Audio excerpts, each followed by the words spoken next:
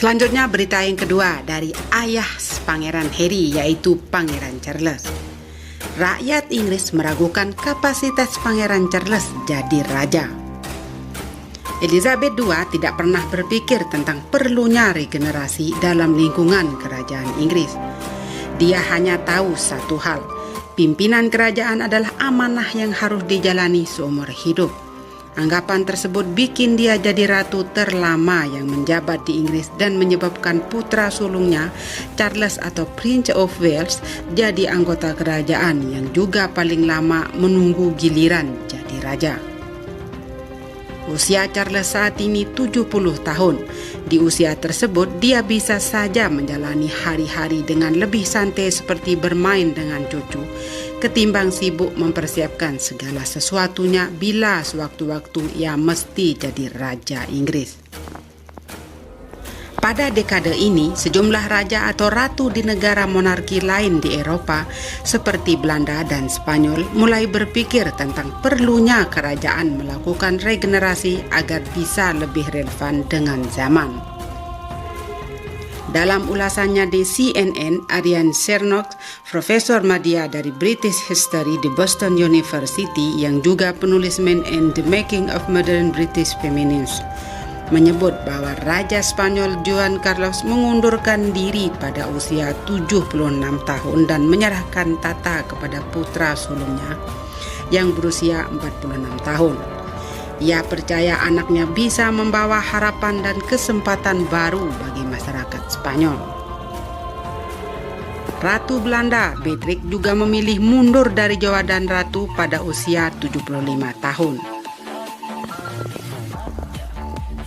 Ia bilang bahwa dirinya mundur bukan karena merasakan beban dan tanggung jawab besar kerajaan, tetapi lantaran merasa anaknya lebih mampu untuk mengoperasikan negara dengan lebih efektif. Sementara Charles sampai sekarang belum dapat mengetahui kapan ia akan jadi raja. Diragukan dan tidak disukai publik Inggris. Pada 2018 sempat muncul pemberitaan bahwa Elizabeth II akan menyerahkan tahta ke Charles ketika dirinya berusia 95 tahun. Menurut laporan Express, Elizabeth II telah mengadakan pertemuan privat dengan Charles untuk membahas tentang perpindahan tanggung jawab. Tapi akhir tahun lalu, Elizabeth II secara resmi menepis rumor tersebut dengan berkata bahwa dirinya akan berkuasa sampai mati. Elizabeth II jadi ratu setelah ayahnya wafat. Hal yang sama terjadi pula dengan kakek dan nenek moyang Elizabeth.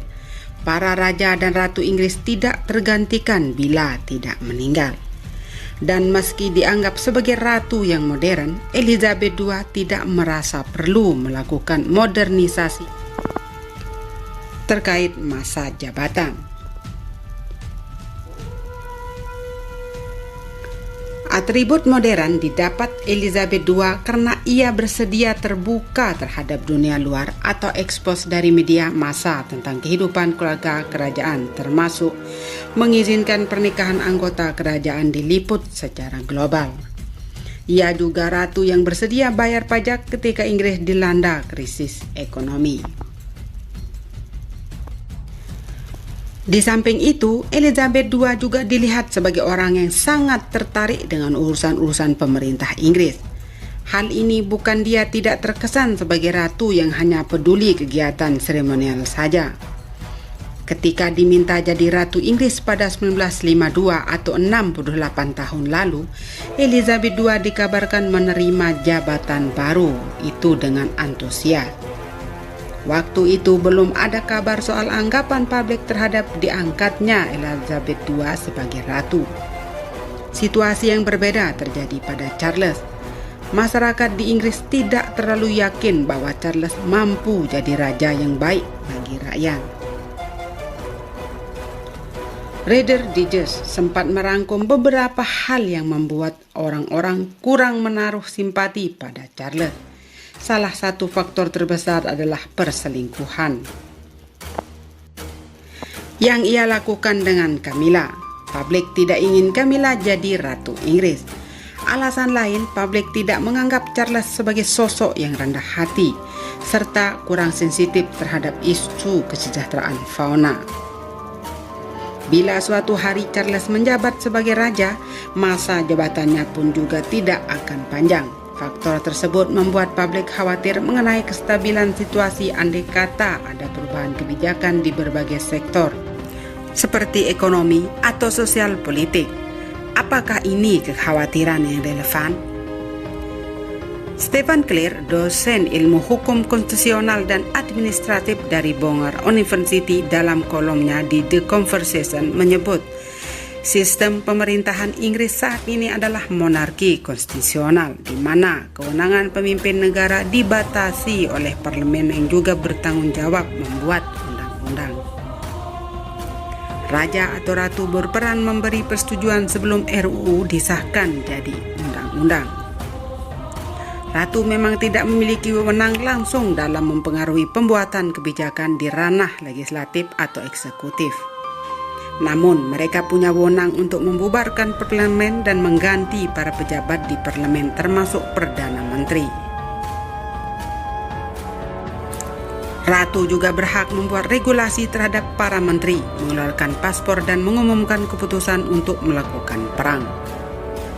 Penelusuran Clear juga menjelaskan bahwa sejak 2018 ada banyak tugas ratu yang mulai dikerjakan oleh Charles. Dalam setiap kesempatan untuk tampil di depan publik, sesungguhnya Charles telah berupaya menyampaikan pesan bahwa dirinya tidak akan bertindak jauh dari apa yang telah dilakukan oleh pihak kerajaan. Tidak akan mengubah peran kerajaan, serta tetap bersikap netral dalam politik. Tukang lobi dengan banyak yayasan.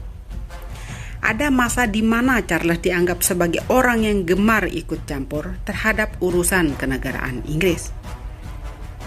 Anggapan ini muncul saat surat-surat Charles yang disebut Black Spider Memo dibuat pada 2004 sampai 2000 kepada sejumlah pejabat negara terungkap ke publik.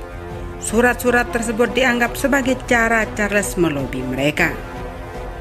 Berbagai sosok yang disurati antara lain Perdana Menteri, Menteri Lingkungan Hidup, Sekretaris Negara Bidang Kebudayaan, Sekretaris Negara Bidang Pendidikan, Sekretariat Negara Bidang Kesehatan, Sekretariat Negara Bidang Perdagangan dan Industri, Sekretariat Negara untuk Negara Bagian Irlandia Utara. Secara garis besar, seluruh surat tersebut itu berisi kekhawatiran Charles terhadap berbagai permasalahan dalam tiap sektor yang dinaungi oleh orang-orang yang ia surati. Dari sektor pendidikan, misalnya, Charles menyatakan bahwa yayasan yang dimilikinya dapat bekerja sama dengan pemerintah dalam menyelenggarakan program sekolah musim panas.